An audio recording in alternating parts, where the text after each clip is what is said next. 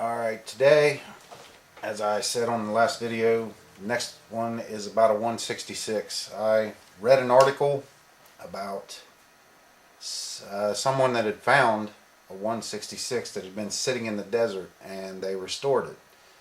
And the pictures that I saw of it before they restored it, I thought it looked rather awesome. So we're using Hot Wheels 166. This is what it looks like brand new. And Hot Wheels does a good job with their paint, and so I sandblasted this one. I just wanted to knock some places off of it. From the pictures that I saw, that's the way it looked.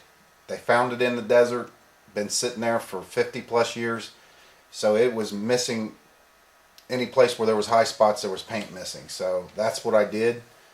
Also gave her a little dent right there, and we're going to do the interior and weather it, but that's the first step in weathering. If you don't have a sandblaster, you could put like a flat finish on it. I was just fortunate enough to have one. You could put a flat finish on it, or maybe even try to get like a wire wheel with a Dremel or something and kind of remove it and then flat paint it and go from there. First thing though that I'm going to work on is the tires. If you're going to find anything sitting anywhere for very long, tires and the rims that they're on tell the story of how long it's been sitting there, first of all. So I've been experimenting. The pictures that I saw of the car, the inside spokes had rusted out. The outside was still kind of shiny. Also, I see a lot of people that have done weathering on models and things like that. They look great. The rust effects and things that people have done look good. The weathering as far as powders go look good. On a 1/18th, the only thing I haven't seen is a flat tire. I've seen people do it with other models. I've not seen it on 1/18th. Not saying that it hasn't been done, but I thought about going about it my own way. So the first thing that I'm going to show you is how to flatten a tire. I've got some wheels here. These are not the ones that go to the 166. These are from a Maisto 250 GTO. First thing is these things are very thick. I don't know if you can see in there or not. They are very thick. Almost that whole thickness is how much is on there. Just a little recess area for the rim itself. So the first thing I did was I located a knife. You can see how it's U-shaped, and I wanted something not too large, but large enough. Thing is when you cut these inside, you're just cutting the place where you want it to sit. You got to be real careful that you don't bust through the tread or the sidewall, but the key is the sidewall. You're trying to make a real tire out of this.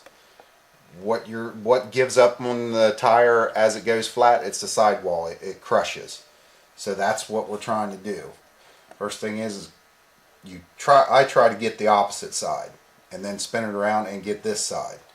So first thing is to come in and just use this. Be very careful not to cut yourself. Go more after the sidewall than the bottom. Yes, you need to dig down almost to the tread, but you're really after that sidewall.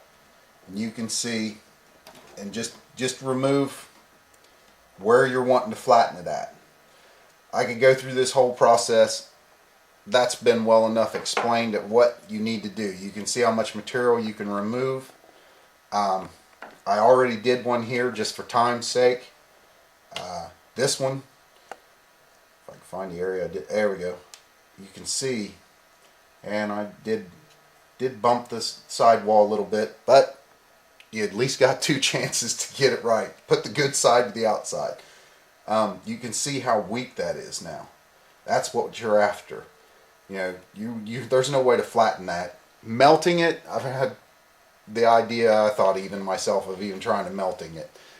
it looks like a melted tire. It's a disaster. Now, you can see it's still going to stay up. Okay, next key, I take pliers, I bend it in the position that I want it to be in. As you can see right there, it looks flat. Key is not to melt this thing. What you're trying to do is apply heat. I'm just using a regular long lighter like you'd use for candles, light a grill, whatever. I wouldn't go any hotter than that because you can control this a little bit more. And just whip into it a little bit, let it cool, whip into it, and just keep doing that. Don't hold it too long. If you see that tire start to melt down, it will change color a little bit as far as that goes. We're still not there. It takes a little bit, but it's better to go slow and be safe than sorry, because that's a lot of work to thin that sidewall down and then have it all go away on you. Not a good waste of time there. There you can see it's starting to come down. Move around a little bit on it so that way it doesn't warp.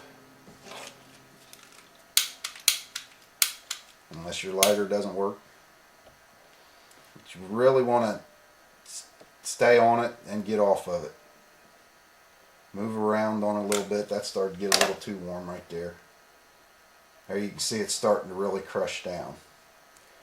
And that's what you're after. You might even want to heat up the tread a little bit, see if you can help it stay down a little bit more.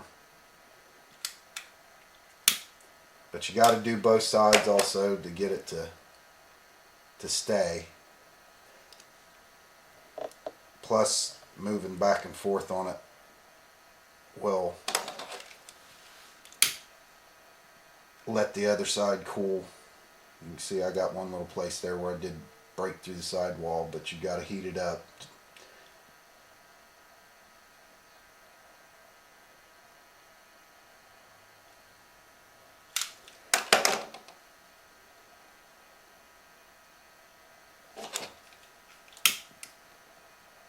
The next video, I've been trying a lot of experimentation since I've been gone a while and haven't been making any videos, and I apologize about that, but there's so much going on in this house and everything. So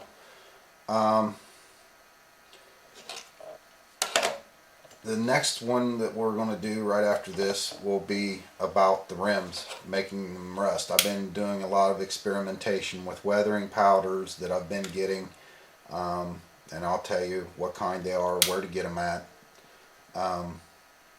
Also about how to do the tires, weathering those out, and using a solution to make rust on the cars and on the rims themselves. Of course, you can't rust a 166.